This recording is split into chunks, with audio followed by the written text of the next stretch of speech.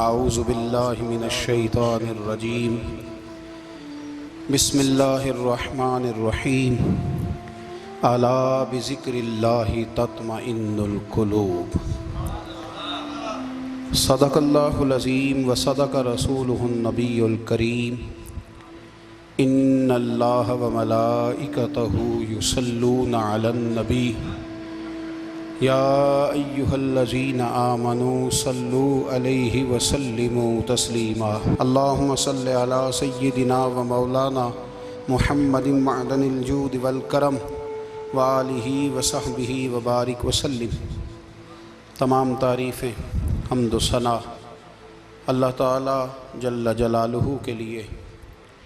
زاں بعد درود و سلام نبی اکرم نور مجسم شفیع معظم احمد مجتبی جناب حضرت محمد مصطفیٰ صلی اللہ تعالی علیہ وسلم کی ذات والا صفات کے لیے حمد و صلات کے بعد قرآن مجید نے ارشاد فرمایا الا بذکر اللہ تطمئن القلوب، فرمایا خبردار ہو جاؤ اللہ کے ذکر میں ہی دلوں کا اطمینان ہے، اللہ کے ذکر میں دلوں کا چین ہے۔ لوگ بہت سارا مال، بہت ساری دولت، بہت ساری عقل اور بہت سارا شعور ہونے کے باوجود بے سکون ہیں۔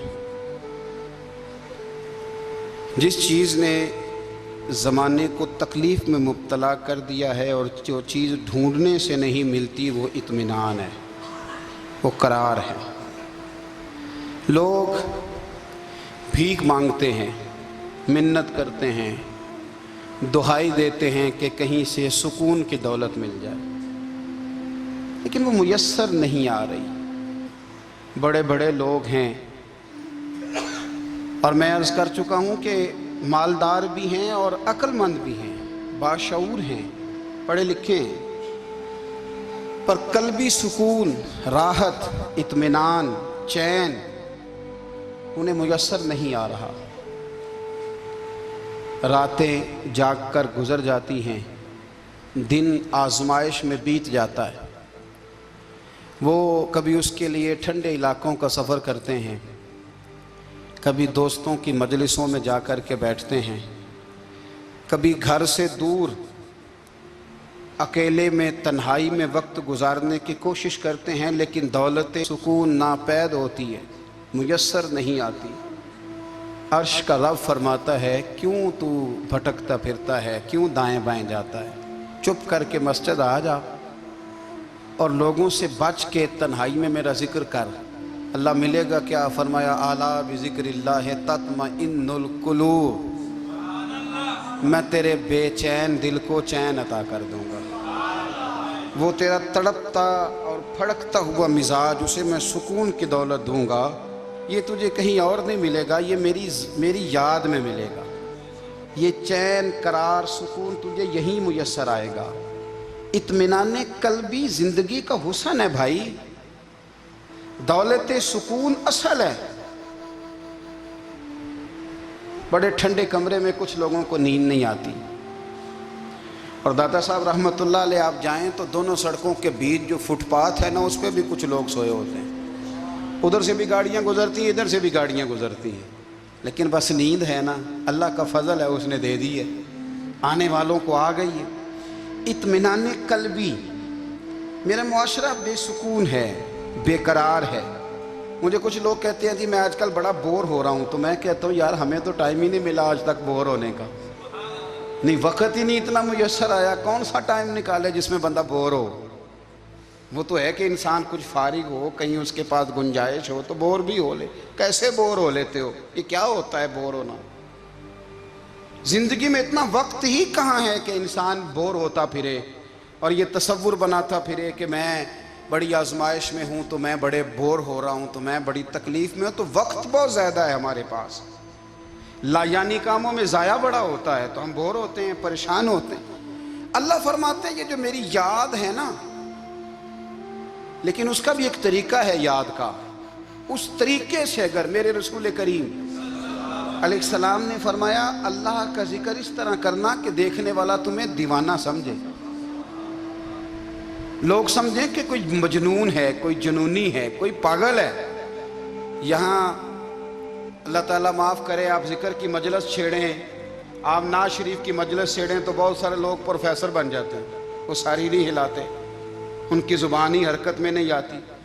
حالانکہ رب کریم کا ذکر اس طرح کرو کہ دیکھنے والا تمہیں دیوانہ سمجھے، کہیں اور کھونے کی ضرورت ہی نہیں۔ میرے حبیب گویا ہمیں فرماتے ہیں تو رب کے ذکر میں اس طرح کھو جا کہ تجھے دنیا کا خیال ہی نہ رہے، تجھے پھر دنیا کی ہوش نہ رہے۔ لیکن اگر نماز میں بھی خیال غیر آئے، ذکر میں بھی توجہ کہیں اور ہو، زندگی میں وہ عجیب لمحہ تھا، وہ میرے ساتھ تھا اور میں تنہا تھا، اگر ماحول یہ ہو کہ آپ کہیں جسم کے ساتھ تو موجود ہوں، روح موجود نہ ہو، تو پھر لذت ذکر بھی میسر نہیں آتی، پھر کیف نہیں حاصل ہوتا۔ یاد رکھیں کہ اس طرح کھو کے رب کی یاد کہاں سے کیف آئے؟ الجھ ہی پڑا گئے ہیں۔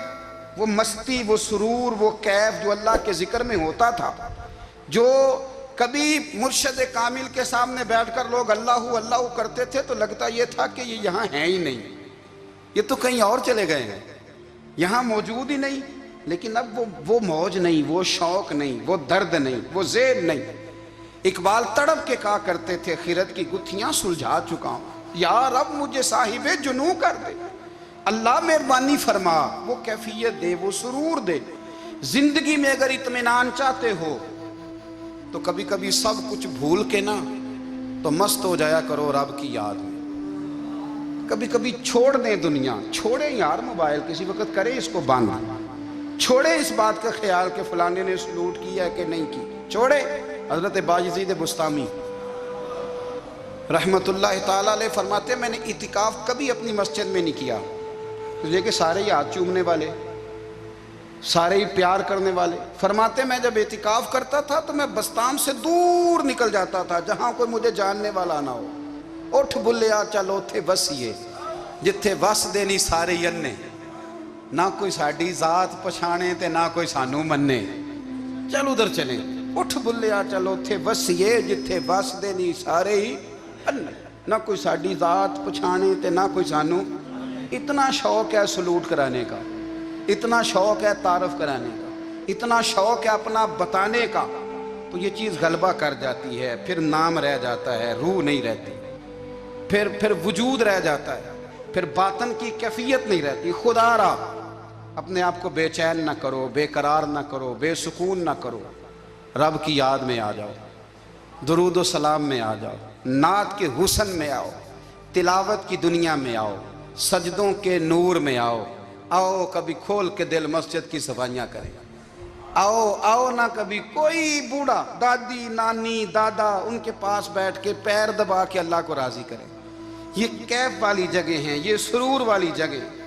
اتنی بے چین ہماری زندگی ہے، بے قرار ہے، تڑپتے ہوئے لوگ، لڑتے ہوئے لوگ، ایسے لگتا ہے ابھی ایک دوسرے کا گریبان تھام لیں گے، بے قرار، بے چین۔ کسی کو انتظار کا کہا جائے نا کہ 10-20 منٹ کسی کا انتظار کرو تو بعض لوگ مجھے ایسے لگتا ہے جیسے ان کا کلیجہ پھٹ جائے گا، ڈاکٹر کے انتظار میں بیٹھے ہیں تو بڑے پریشان ہیں۔ کسی کو ملنے گئے ہیں کو آدھا گھنٹہ بیٹھنا پڑ گیا تو بڑی دقت میں ہے۔ اپنے آپ کو سکون دیں۔ آپ یقین کریں بڑا مزہ آتا ہے، کبھی کسی کا انتظار کرنا پڑے تو 2-4 تسبیح درود شریف پڑھی جاتی ہے، یعنی ذوق بن جاتا ہے کہ چلو اللہ نے موقع دیا ہے، کوئی سرکار کو یاد کر لیں، تنہائی مل گئی۔ ہمارا مزاج جس سختی کا شکار ہے وہ سختی آہستہ آہستہ ہمیں زیادہ آزمائش میں ڈال گئی۔ تو میرے بھائی زندگی میں اطمینان حسن ہے، اور وہ سب سے زیادہ اللہ کی یاد میں ملتا ہے، وہ سب سے زیادہ رب کریم کے ذکر میں، سب سے زیادہ جو چاہتا ہے نا دل ٹھنڈا رہے، زبان میٹھی رہے، وہ مدینے والے محبوب پہ درود و سلام پڑھا کرے، وہ حضور پہ درود و سلام پڑھا کرے، زبان میٹھی رہے گی۔ میرا ذاتی تجربہ ہے کہ جو آدمی اپنے اخلاق سنوارنا چاہے وہ حضور پہ درود شریف پڑھے، جو اپنے اخلاق سنوارنا چاہے، طبیعت کو ٹھنڈا رکھنا چاہے، وہ درود شریف پڑھے، اس کا دل سکون میں آئے گا۔